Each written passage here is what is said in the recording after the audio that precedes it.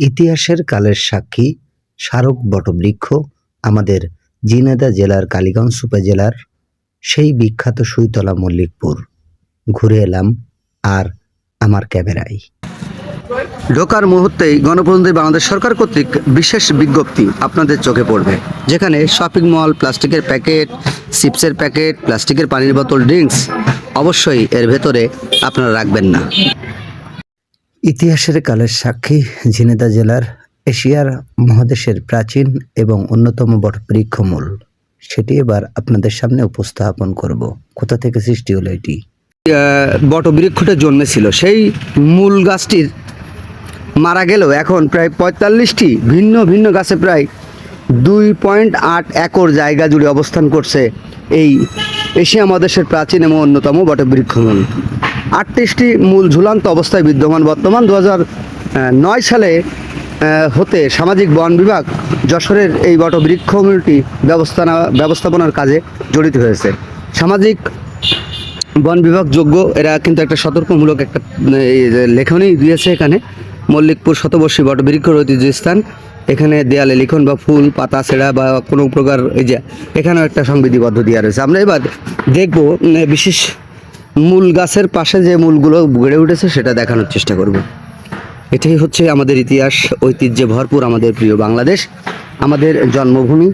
প্রিয় বাংলাদেশের যে ইতিহাস ঐতিহ্যে ভরপুর তারই একটি নিদর্শন কিন্তু এই সুইতলা মল্লিকপুরের বটবৃক্ষমূল। দেখতে থাকুন।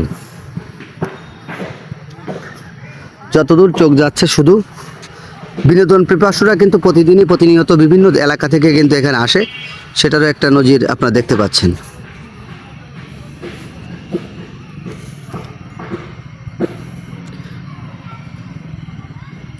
বন বিভাগ কর্তৃক এখানে বসার একটা জায়গাও কিন্তু তৈরি করে দিয়েছে। অসাধারণ যে জায়গাটি আপনারা দেখতে পেলেন।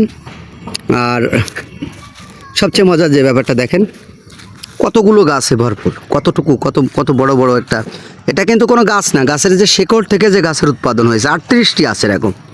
এভাবে যদি আপনাদেরকে দেখাতে থাকি তাহলে 38টি জায়গায় আপনারা দেখতে পাবেন। গাছের পাশাপাশি এখানে বন বিভাগ সংরক্ষিত এলাকায় আরও কিছু গাছ রোপণ করেছে, যেটা কিন্তু এখন অনেক সৌন্দর্য বাড়ানোর জন্য আর কি বটবৃক্ষের পাশাপাশি কিন্তু এগুলো করা হয়েছে। সুইতলা মল্লিকপুরে বটবৃক্ষের পাশে কিন্তু কালীবেদিও আছে। এই দেখেন, এখানে কিন্তু সম্ভবত কোনো একটা টাইমে পূজা আর্চনাও হয়ে থাকে।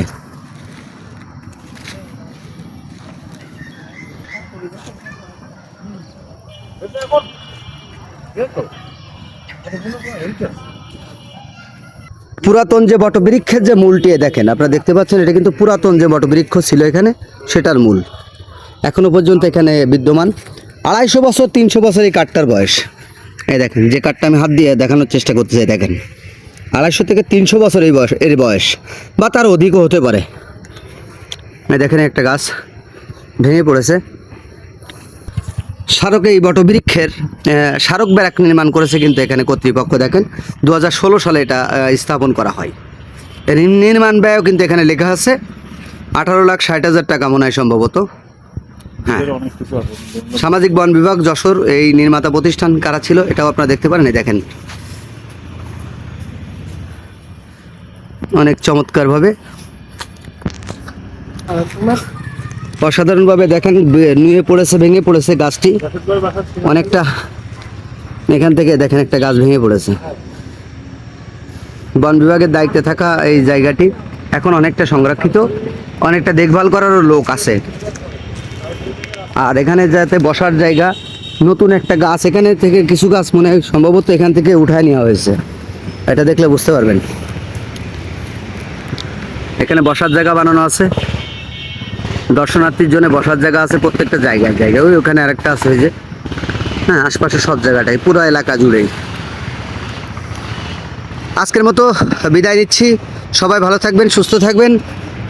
অর্থাৎ যে জায়গাটি আপনাদের সামনে পরিচিত করলাম, দক্ষিণ এশিয়ার সর্ববৃহৎ বটবৃক্ষ, যেখানে গত 300 বা 200, 250 বা 300 বছরের পুরানো এই বটবৃক্ষটি ইতিহাসের সাক্ষী হয়ে, সেখান থেকে আমি রাশেদ রেজা।